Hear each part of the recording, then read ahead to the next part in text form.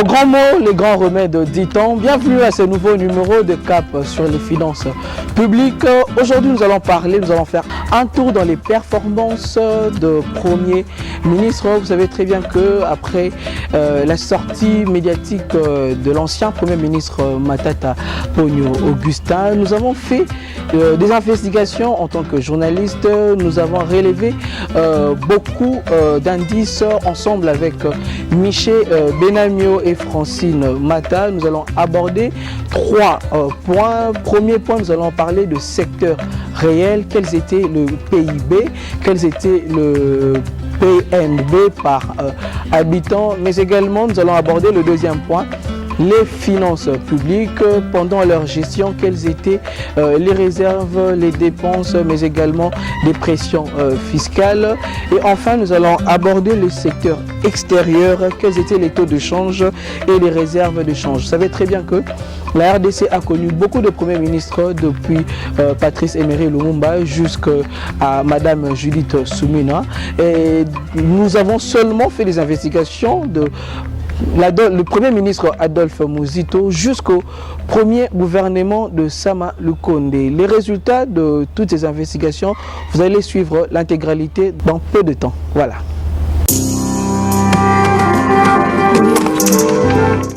Alors nous allons aborder le premier point, il s'agit bien du secteur réel. Dans tout ce gouvernement, c'est là nos investigations, le Premier ministre Muzito, dans le gouvernement qu'il a fait 3 ans et 4 mois, il a débuté du 2008 en avril 2012.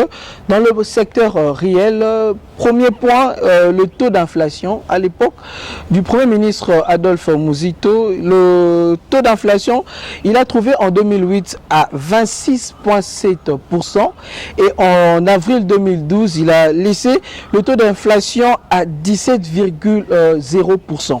Et du côté du gouvernement du Premier ministre Matata Ponyo, qui a fait 4 ans et 8 mois, en avril 2018 et 2012, il a trouvé le taux d'inflation à 2,7%.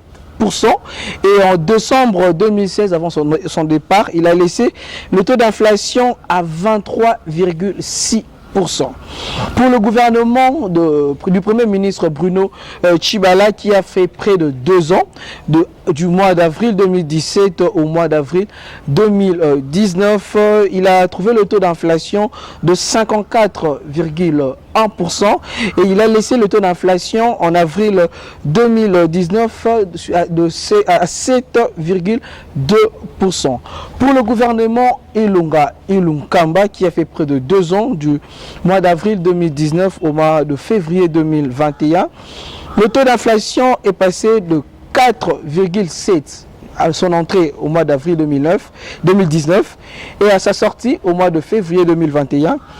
Le gouvernement du Premier ministre Ilunga Ilunkamba, ils ont laissé le taux d'inflation à 15,8%. Et enfin, le Premier ministre Sama Lukonde, qui a fait 1 année et 6 mois, pour le premier gouvernement avant le deuxième, le premier gouvernement du mois de février 2021, il a laissé le taux d'inflation il a trouvé le taux d'inflation à 4,7 et il a laissé au mois à l'année 2022 à 11,6%. Pour ce qui est de taux de croissance du PIB réel, vous savez très bien que le PIB, ce sont de produits intérieurs bruts, richesses créées par les agents publics et privés, par tout le Congolais et expatriés.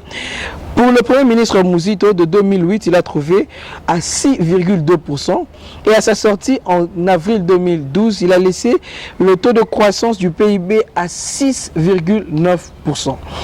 Pour le Premier ministre Matata Ponyo, qui a fait 4 ans et 8 mois, en avril 2012, il a trouvé le taux de croissance à 7,2% et il a laissé en décembre 2016 à 2,4%. Et pour le Premier ministre Bruno Tshibala, près de 2 ans qu'il a fait en 2017, en avril, il a trouvé le taux de croissance à 3,7 et il a laissé en avril 2019 à 5,8%. Le gouvernement du Premier ministre Ilunga Ilunkamba, En avril 2019, le taux de croissance du PIB était à 4,4% et en février, il a laissé à 1,7%. Pour le Premier ministre Samalou Condé, en février 2021, c'était à 6,2% avant le deuxième gouvernement, le remaniement, qui est intervenu en 2022. Il a laissé le taux de croissance à 6,1%. Et pour le PIB nominal, milliards de dollars, le Premier ministre Muzito a trouvé 17,3 milliards de dollars en 2008 et en avril 2012, à son départ, il a laissé 25,7 milliards. Le Premier ministre Matata Ponyo a trouvé en avril 2012 29,5 milliards à son arrivée et à sa sortie en décembre 2016, après 4 ans et 8 mois de gestion, il a laissé à 30,9 milliards. Le Premier ministre Bruno Tshibala, à son arrivée en avril 2017, il a trouvé 35 milliards de dollars. 35 milliards de dollars que le Premier ministre Bruno Tshibala a trouvé en avril 2017. Et à son départ en 2019, il a laissé 46,5 milliards de dollars. Et le Premier ministre Ilunga Ilukamba a trouvé le PIB à 50,3 milliards en avril 2019 et à son départ il laisse le PIB nominal en 48,7 milliards de dollars en février 2021. Et enfin, le premier gouvernement du Premier ministre Samalou Condé, il a trouvé 56,5 milliards en février 2021 et en 2022 ils ont laissé le premier gouvernement à un taux de PIB nominal à 62,8 milliards. Alors, la variation en pourcentage du PIB nominal entre le début et la fin du mandat de chaque Premier ministre pour Adolphe Muzito, sa variation en pourcentage est de 48,4%. Et pour le Premier ministre Matata Ponyo, sa variation n'est juste que de 4,8%, lui qui a géré pendant 4 ans et 8 mois, tandis que le Premier ministre qui a géré Muzito, qui avait géré pendant 3 ans et 4 mois, a laissé une variation de 48,4%, Matata 4,8% après 4 ans de gestion et 8 mois. Le Premier ministre Tshibala a laissé 32,9% après 2 ans, près de 2 ans de gestion. Et le Premier ministre Ilunga Ilukamba, c'était vraiment moins 3,2%. Et enfin, le premier gouvernement du Premier ministre Samalou Condé, la variation est de 11,2%. Pour ce qui est de produits du PNB par habitant en dollars, le PNB, produit national brut, pour le PNB, le Premier ministre Muzito a trouvé le PNB par habitant chaque Congolais en dollars touchés. Le PNB en dollars pour chaque habitant, en 2008, à l'arrivée du Premier ministre Muzito, était à 316,3 dollars. À son départ, il laisse le PNB à 379,7 dollars par habitant. Le Premier ministre Matata Ponyo trouve le PNB en avril 2012 à 417,5 dollars. À son départ, il laisse le PNB par habitant à 459,1 dollars.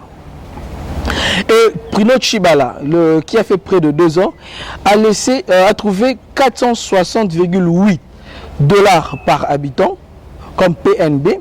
Et à son départ, il laisse 553,9 dollars par habitant.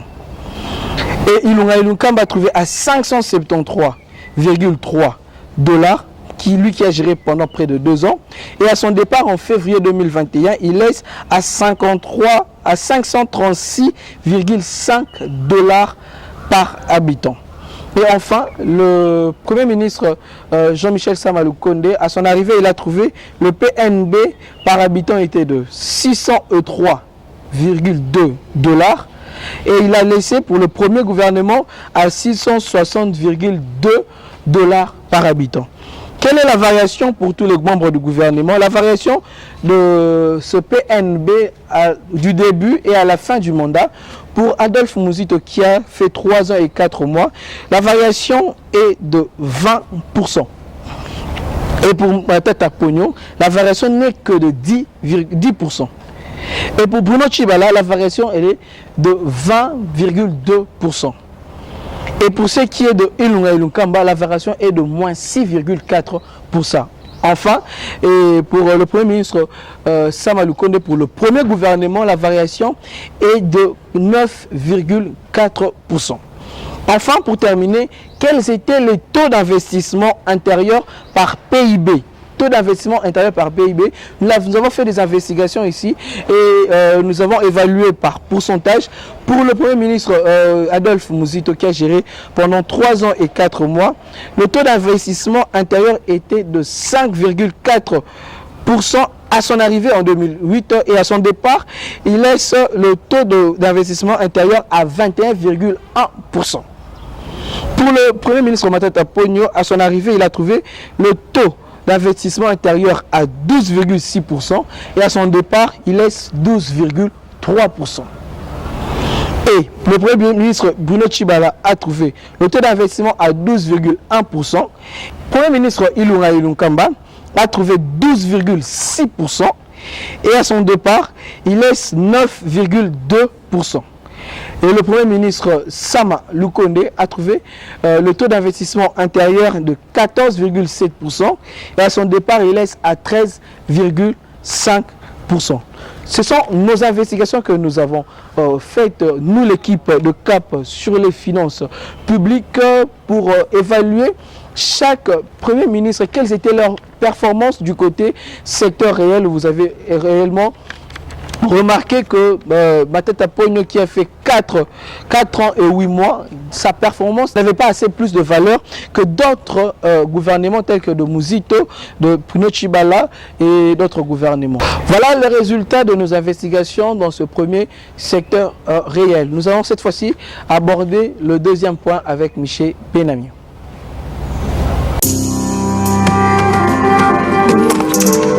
Un tour dans les performances des premiers ministres de la République démocratique du Congo allant de 2008 à 2022. Dans mes mains, je tiens ces papiers comme preuve des investigations faites par l'équipe de votre émission CAP sur les finances publiques. Ici, nous parlons des 3 points bien sûr, et moi ici, je vais vous parler des finances publiques. Dans les finances publiques, ici, on va parler des recettes publiques intérieures en millions de dollars américains, accroissement des recettes intérieures entre début et fin mandat de chaque ministre, et puis on va parler des pressions fiscales, soit recettes fiscales en pourcentage du PIB, volume des dépenses d'investissement public en millions de dollars américains, accroissement des niveaux des dépenses d'investissement public entre début et fin mandat de tous ces ministres allant de Adolphe Muzito à Jean-Michel Sama Lukonde. Sans plus tarder, on va prendre les tout premiers points dans les finances publiques. Il s'agit des recettes publiques intérieures en millions de dollars américains. On commence avec les premiers ministres Adolphe Muzito vers les années 2008. Il a pris les bâtons de la primature. Adolphe Muzito a trouvé les recettes publiques intérieures à 1,885,8.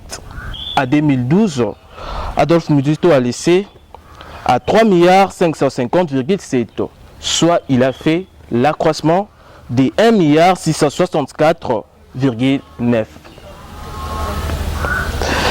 Direction 2012-2016. Pour parler de la gestion du premier ministre Matata Ponyo, qui a fait 4 ans et 8 mois à la tête de la primature, il a su gérer les recettes publiques intérieures. Il a d'ailleurs trouvé à 3,970,4. Vers les années 2016, Matata Ponyo laisse à 3 milliards 006,9, soit il a fait un moins de 963,5. La primature de la République démocratique du Congo a également été gérée vers les années 2017-2019 par Bruno Tshibala, qui a trouvé les recettes publiques intérieures en millions de dollars américains à 2 milliards 859,2. Vers les années 2019, il a laissé à 4 milliards 332,7, soit il a fait un plus ou l'accroissement de 1 milliard 473,5. Direction 2019-2021. Ilunga Ilunkamba a pris la tête de la primature de la République démocratique du Congo. Lui, il a trouvé les recettes publiques intérieures en millions de dollars américains à 4 milliards 288,4. Et dans son départ vers 2021, en février 2021, il a laissé à 3 milliards 951,7. Soit il a fait un moins de 336,6. Jean-Michel Sama Lukonde, il est venu à la gérance de la primature de la République démocratique du Congo. Vers les années 2021, en février, il a trouvé les recettes publiques intérieures en millions de dollars américains à 6 milliards 318,6. Dans son départ en 2022, il a laissé à 7 milliards 128,0, soit il a fait l'accroissement de 809,4. Dans les finances publiques, il y a également la pression fiscale ou les recettes fiscales en pourcentage du PIB dans les pays. Adolphe Muzito, dans son arrivée en 2008, il a trouvé à 9. Il a su quand même maintenir jusqu'à son départ vers les années 2012. Il a laissé à 9. Arrivé à 2012, Matata Ponyo prend les bâtons de la primature et trouve la pression fiscale à 10. Dans son départ, Augustin Matata Ponyo laisse la pression fiscale à 8. Vers les années 2017, Bruno Tshibala prend la tête de la primature et trouve la pression fiscale à 7. À 2019, il a laissé à 7. On peut dire qu'il a maintenu quand même. Ilunga Ilunkamba prend la tête de la primature vers les années 2019. En avril, il a trouvé à 7 pour quitter en février 2021 et il a laissé à 6. Le Premier ministre Jean-Michel Sama Lukonde gère la primature, a géré la primature vers les années 2021-2022. Et il a trouvé à 8. En 2022, Jean-Michel Sama Lukonde l'a laissé à 7. Prenons à présent les volumes des dépenses d'investissement public en millions de dollars américains. Vers les années 2008, Adolphe Muzito, à la tête de la primature de la République démocratique du Congo, l'a trouvé à 1 milliard 185,5. Et dans son départ à 2012, il a laissé à 1 milliard 486,8, soit il a fait l'accroissement des 301,3. Matata Ponyo prend les commandes de la primature vers les années 2012. Les volumes des dépenses d'investissement public en millions de dollars américains étaient à 2 milliards 102,4. Dans son départ, vers les années 2016, Matata Ponyo l'a laissé à 1 milliard 353,0. Soit il a fait un moins, soit la République démocratique du Congo dans ce secteur a perdu moins 749,4. Vers les années 2017-2019, encore Bruno Tshibala, qui a été encore le Premier ministre vers ces années-là, a trouvé les volumes des dépenses d'investissement public à 1,391,7 milliard. Dans son départ en 2019, il a laissé à 1,806,9 milliard, soit il a fait l'accroissement de 415,2. 2019-2021, pendant la gestion des Ilunkamba, il a trouvé les volumes des dépenses d'investissement public en millions de dollars américains à 1,038,5 milliard. Il a laissé à 127,3, soit il a fait un moins, il a rabaissé jusqu'à 911,3. Direction 2021-2022,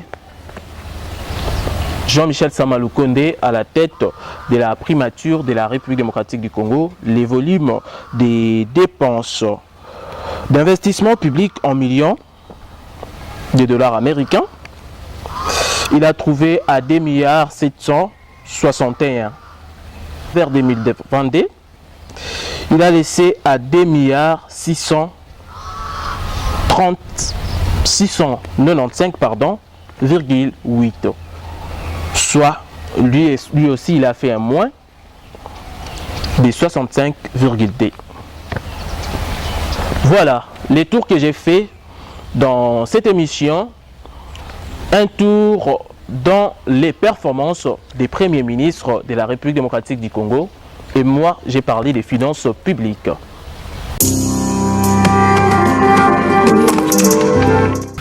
Après le secteur réel, après les finances publiques, cette fois-ci, nous allons parler des secteurs extérieurs avec Madame Francine Mata.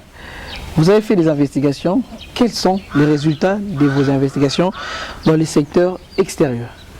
Exactement, Jonathan, nous allons parler du secteur extérieur qui comprend le taux d'échange, la variation globale du taux d'échange, les réserves d'échange et l'accroissement des réserves d'échange et l'investissement direct étranger. Commençons avec le gouvernement Mozito qui a commencé de 2008 en 2012. Le Premier ministre Adolphe Mozito a trouvé le taux d'échange en 2008 à 639,8 francs congolais les 1 dollar et il l'a laissé en 2012 à 925,2 francs congolais les 1 dollar. Je vous propose de suivre ces reportages à ce propos. Sébastien a 48 ans. Depuis 20 ans, il travaille dans cette rue de Kinshasa. C'est le fief des cambistes indépendants, les changeurs, comme on les appelle. Nous travaillons tous dehors. Il n'y a pas de bureau. Quand nous arrivons le matin, nous allons sur Internet pour voir le taux du jour. Puis nos confrères, qui ont des comptes en banque, retirent des liquidités qu'ils nous donnent. Alors, nous commençons le boulot. Un travail plutôt informel où chacun est son propre patron. En RDC, plus de 50 000 personnes se sont improvisées changeurs de dollars, d'euros et de francs CFA. Le phénomène s'est accentué dans les années 90 dans la foulée des pillages et d'une hyperinflation à 4 chiffres.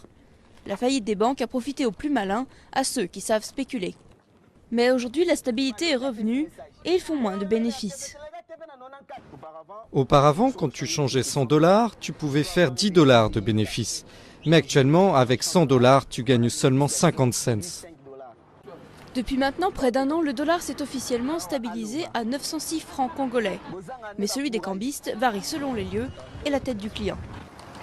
Au-delà de la loi de l'offre et de la demande, nous avons d'autres impératifs qui entrent. Cela ne dépend par exemple de chaque marché. Le marché de Oche-Kandakanda, qui n'est pas ici, les taux doivent être différents par rapport à ici. Plus de la moitié de la population congolaise a régulièrement recours aux cambistes, car les banques proposent rarement des services de change. Mais pour ne pas disparaître à petit feu, certains veulent professionnaliser leur métier, notamment en créant des bureaux de change.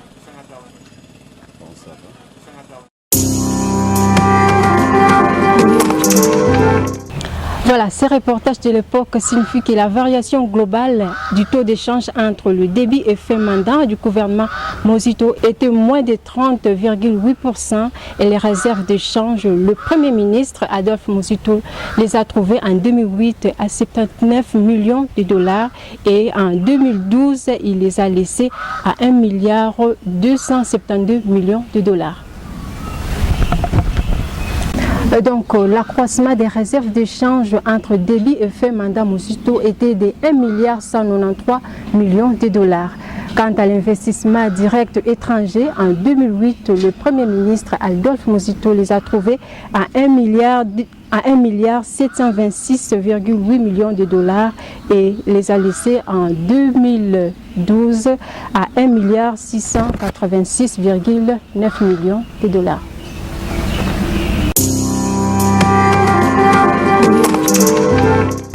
Parlons cette fois-ci du gouvernement Matata Mponyo qui a duré 4 ans et 8 mois de 2012 à 2016. Le Premier ministre Matata Mponyo a trouvé le taux d'échange en 2012 à 915,2 francs congolais les 1 dollar et il a laissé en 2016 à 1215,6 francs congolais les 1 dollar. Suivez une fois de plus ces reportages de Africa News à ces propos. République démocratique du Congo, la course au dollar est réelle au détriment de la monnaie locale, le franc congolais qui perd progressivement de sa valeur par rapport au billet vert. La semaine dernière, 1 dollar s'échangeait à 995 francs congolais chez des cambistes de rue de Kinshasa. À certains endroits, le dollar valait même 1000 francs congolais. L'emprise du dollar sur l'économie congolaise est réelle, d'aucuns parlent même de dollarisation de l'économie congolaise. La mauvaise tenue des cours des principaux minéraux comme le cuivre notamment impacte négativement l'économie congolaise qui pour le moment est tirée par le secteur des services. La volatilité du taux de change de la monnaie locale entretient l'inflation et la vie chère.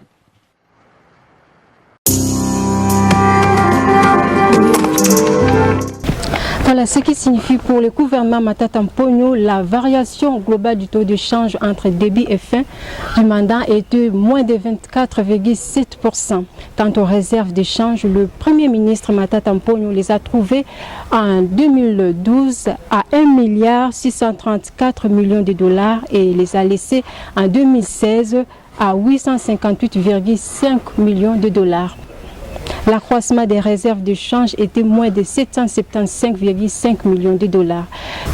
Quant à l'investissement direct étranger, le Premier ministre les a trouvés en 2012 à 3,312,1 millions de dollars et les a laissés en 2016 à 1,204,7 millions de dollars. Continuons avec le gouvernement Bruno Tibala qui a fait près de 2 ans, de 2017 à 2019. Le Premier ministre Bruno Tibala a trouvé en 2017 le taux d'échange à 1592,2 francs congolais les 1 dollar et il a laissé à 1635,6 francs congolais les 1 dollar. Suivez les reportages de Biwan à ce sujet. C'est une vitesse de croisière que connaît la dépréciation du franc congolais à ce jour. En moins d'un trimestre, le taux de change du dollar américain est passé de 920 francs congolais à 1620 francs congolais pour 1 dollar américain. Encore que le taux de 1620 francs congolais dépend d'un changeur à un autre, les uns étant plus bas, les autres au-delà de 1620 francs congolais. C'est là une anarchie observée dans la pratique d'échange puisque le régulateur semble ne pas s'imposer, à en croire certains cambistes.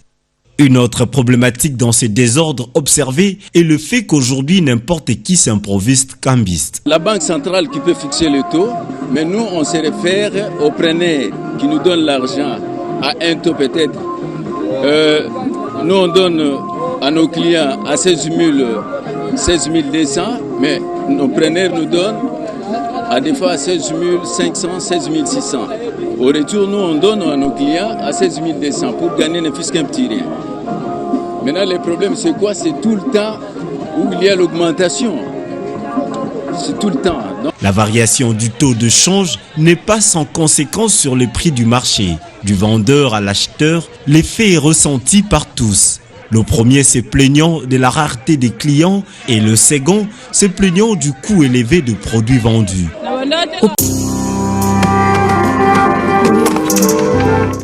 Voilà, ce qui signifie que la variation globale du taux d'échange entre débit et fin mandat du gouvernement Bruno Tibala était moins de 2,7%. Quant aux réserves de change, en 2017, le Premier ministre Bruno Tibala les a trouvées à 844 millions de dollars et les a laissées en 2019 à 879,5 millions de dollars. Ce qui signifie l'accroissement des réserves de change était de 35,5 millions de dollars.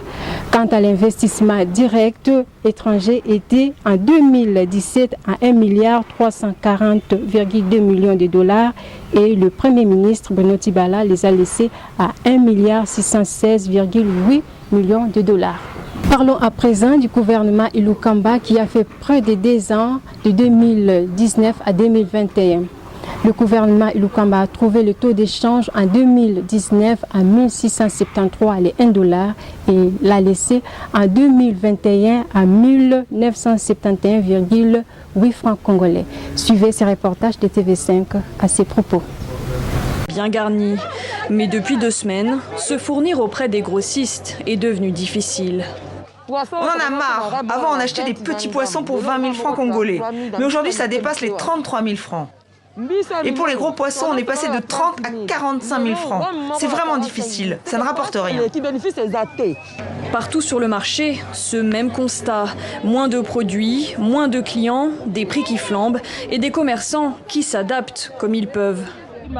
Le dollar était à 20 000 francs congolais, puis il est soudainement tombé à 16 000. Je ne sais pas s'il faut s'en contenter ou non. Tout cela nous dépasse. Sincèrement, il fallait d'abord que le gouvernement envisage de baisser le prix des produits sur le marché au lieu de baisser directement le dollar. En cause, la valse du dollar incessante qui perturbe le marché d'échange. Chaque jour ou presque, il faut ajuster les taux. Sur l'avenue Lukusa de Kinshasa, un dollar se négocie en fin de semaine jusqu'à 2030 francs congolais. Une dépréciation qui s'est accélérée avec la pandémie de coronavirus.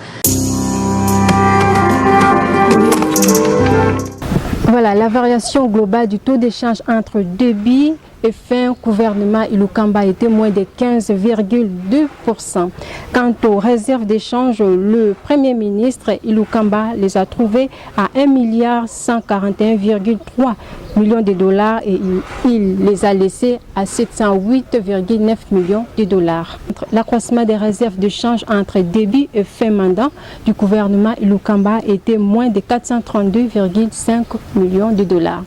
Quant à l'investissement direct étranger, en 2019, était de 1,354,1 millions de dollars et en 2021, il était de 1,498,1 millions de dollars. Clôturons avec le gouvernement Sama Lukonde qui a débuté de 2021 à 2022, presque une année et 6 mois. Le Premier ministre Sama Lukonde a trouvé le taux d'échange à 2021 à 2000 francs congolais les 1 dollar et il les a laissés en 2022 à 2650 francs congolais les 1 dollar. Une fois de plus, suivez ces reportages.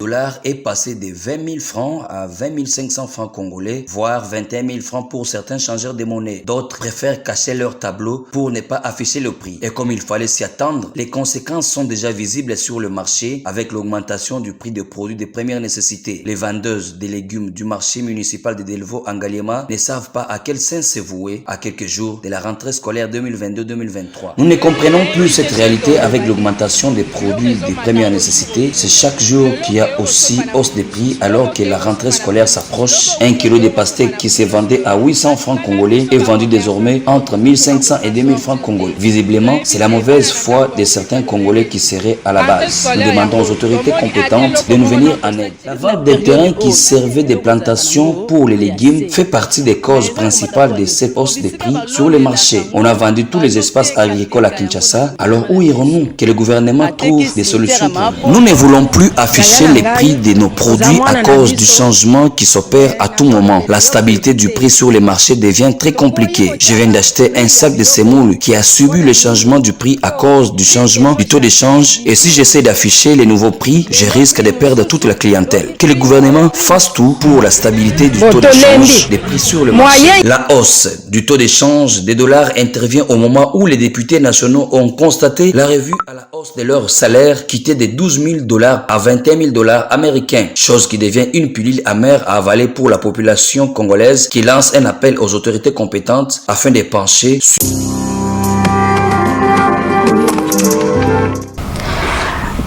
Pour le gouvernement Sama Lukonde, la variation globale du taux d'échange était moins de 24,5%. Quant aux réserves d'échange, en 2021, le Premier ministre les a trouvées à 2 751,3 millions de $ et il les a laissées en 2022 à 2 960,4 millions de $. L'accroissement des réserves d'échange était de 209,1 millions de $.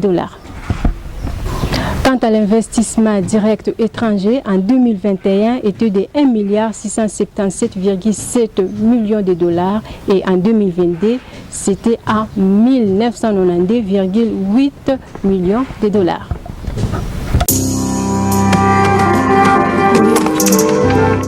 Voilà, Jonathan Lutete, c'est ce que nous pouvons dire en détail à ce qui concerne le 5 gouvernement de la RDC de 2008 en 2022. Et donc, il y a seul le gouvernement Mozito qui a ramené les réserves de change du pays de millions au milliard. Voilà, c'est en tout cas une très belle investigation. Félicitations à vous. Les chiffres à l'appui, ce n'est pas de trucs que vous avez ramassé d'où. Vous avez fait des investigations, vous avez trouvé des chiffres.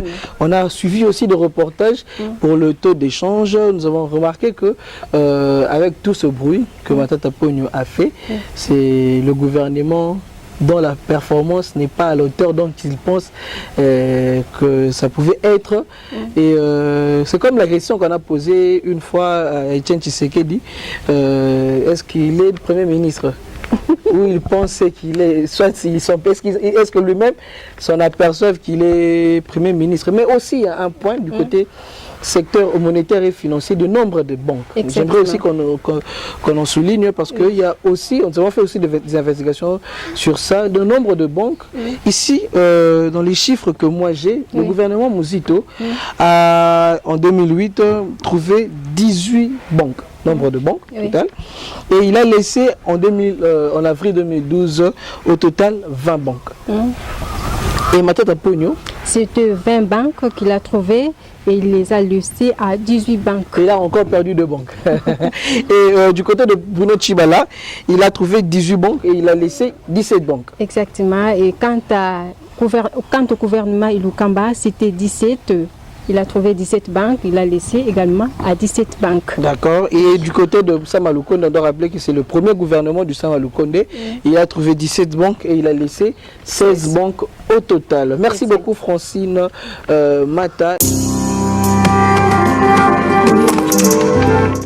Ainsi, nous avons fait le tour des performances de Premier ministre grâce à nos investigations. Merci à Francine Mata qui nous a brièvement parlé de ses investigations du côté secteur extérieur. Nous avons vu quelle était la performance de chaque Premier ministre et surtout plus aussi du Premier ministre Matata Ponyo qui s'était bombé les torses, mais à chiffres à l'appui, nous avons vu que c'était différent. Et du côté de finances publiques, merci à Michel Benamion qui a effectué un très bon travail avec des chiffres à l'appui. Nous avons vu de son côté quelles étaient les réserves d'échange et aussi nous avons vu la performance de chaque Premier ministre. Également du côté secteur réel, nous avons vu chaque performance. En tout cas, coup de chapeau à vous. Cap sur les finances n'est pas seulement pour analyser, décrypter, mais aussi pour faire des investigations. Lorsque vous parlez de finances publiques et de chiffres, nous serons toujours là pour vous apporter des éclairages, vous apporter aussi la lumière sur tout ce qui se dit dans les finances publiques. Vous avez remarqué que nous avons parlé du Premier ministre Mozito jusqu'au premier gouvernement de Sama Lukonde, mais nous n'avons pas parlé du gouvernement Judith Suminwa. Alors, c'est un secret, il y aura bientôt une fumée blanche aussi pour le gouvernement Suminwa. Nous avons fait aussi des investigations. Suivez-nous au prochain numéro. Que ces numéros, c'est parce qu'il y avait tellement de gens qui disaient que non, c'est moi le père des finances publiques, c'est moi qui ai su gérer les finances publiques plus que les autres. Voilà pourquoi nous on a fait les investigations Exactement. pour venir éclairer l'opinion publique. Vous nous avez appelé de partout, Francis, on nous a appelé de partout à travers notre numéro. N'hésitez pas de nous appeler. Vous nous avez appelé partout, mais qu'est-ce que Matata Ponyo est en train de dire et tout ça? Nous avons fait des investigations, nous ne les avons pas appréciées. Nous avons pris notre temps pour faire des investigations et voici, nous avons apporté deux chiffres après plusieurs investigations. À tout moment, faites-nous savoir et bientôt, ensemble avec Francine, ensemble avec Michel, nous allons revenir avec la fumée blanche pour savoir ce qu'a été la performance du gouvernement souminois. À très bientôt. Au revoir. Au revoir.